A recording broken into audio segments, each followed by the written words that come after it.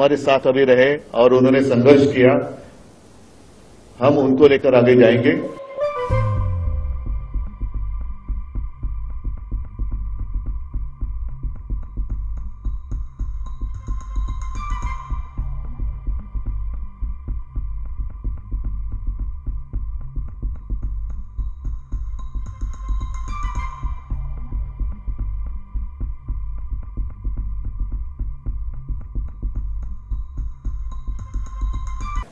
देखो, पहले ही जैसे जयंत राव जी ने कहा, जितने लोग हमारे साथ अभी रहे और उन्होंने संघर्ष किया, हम उनको लेकर आगे जाएंगे। और कुछ लोग अगर आना चाहते हैं,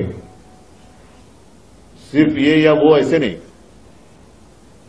तो खींचातानी किए बिना अगर वो आना चाहते तो देखेंगे। लेकिन मैं जिसका नाम आपने लिया वो नाम लेकर मैं कुछ नहीं कहना चाहता, मैं जनरल बात कर रहा हूं।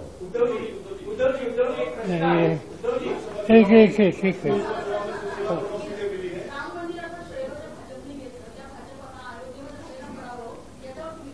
एकच तुमच्या लक्षात असेल, मी 22 जानेवारीला ताळाराम मंदिरात गेलो होतो आणि 23 जानेवारीला ज्या दिवशी शिवसेना प्रमुखांचा जन्मदिवस असतो तेव्हा नाशिकच्या सभेत मी म्हटलं होतं की आम्हाला भाजपा मुक्त राम पाहिजे।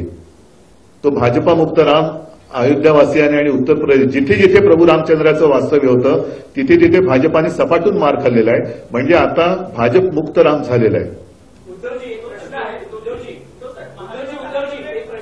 लोकसभा निवडणुकीच्या निकालानंतर ज्या पद्धतीने महाविकास आघाडीच्या जागा आलेल्या आहेत, काँग्रेसचे नेते म्हणू लागलेले आहेत की आता महाविकास आघाडीमध्ये आम्ही मोठे भाऊ, तुमच्या मते कोण मोठा भाऊ आहे, कोण छोटा भाऊ? या निवडणुकीमध्ये मोठा भाऊ छोटा भाऊ वगैरे काही चालणार नाही। प्रत्येक मतदारसंघामध्ये आम्ही बसून सर्वात चांगला उमेदवार कुठल्या पक्षाकडे आहे आणि मागच्या निवडणुकीचे संदर्भ घेऊन जागा वाटपाचा निर्णय घेऊ। आमचा प्रयत्न आहे की लवकरात लवकर तो निर्णय होईल। आज प्राथमिक बैठक आमची झालेली आहे, त्यामुळे बाकी तुम्ही याच्यात काही जाऊ नका।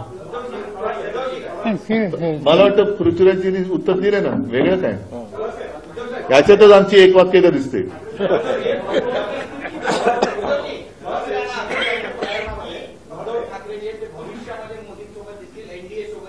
कोण?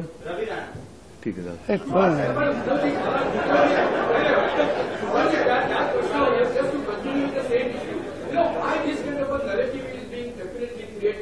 उद्धव ठाकरे हे कधी ना कधीतरी परत इंडियामध्ये येतील. We would definitely like to have some certain clarification. Are you really seriously on that? Some back channel activities are on. What's happening on that front? बरं ठीक आहे, मला समजा जायचंय, यांच्यामध्ये बसून आता हो सांगू